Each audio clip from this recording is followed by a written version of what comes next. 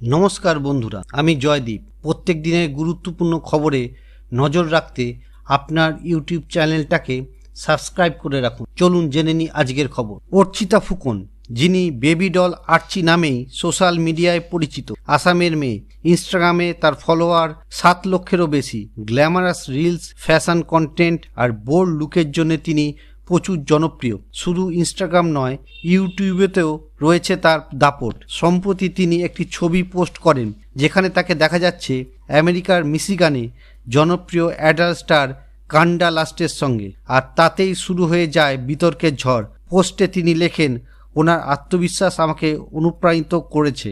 এখান থেকেই নেটিজনদের জল্পনা কল্পনা শুরু। কারো মন্তব্য, নতুন মিয়া খালিফা আসছে। আরও কেউ লিখছেন, আপনি কবে ভিডিও আনছেন আর্চি? একজন তো বলেই ফেলছেন, দেশকে রিপ্রেজেন্ট করবেন, একটু ভেবে চিন্তে করুন। এইসব ট্রোলিং আর কটাক্ষ দেখে চুপ করে থাকেননি বেবি ডল আর্চি। তিনি নিজেই কমেন্ট করে লিখেছেন, একটা সাক্ষাৎকার আর একটা ছবি নিয়েই এমন হইচই?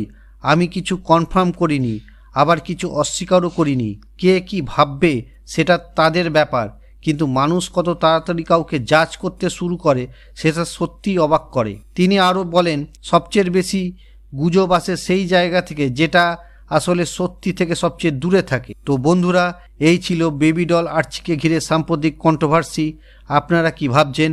সত্যিই কি তিনি কোনো নতুন কেরিয়ারের দিকে এগিয়ে যাচ্ছেন, নাকি এটা শুধুই একটি ইনস্টাগ্রাম মিথ? নিচে কমেন্ট করে জানতে ভুলবেন না।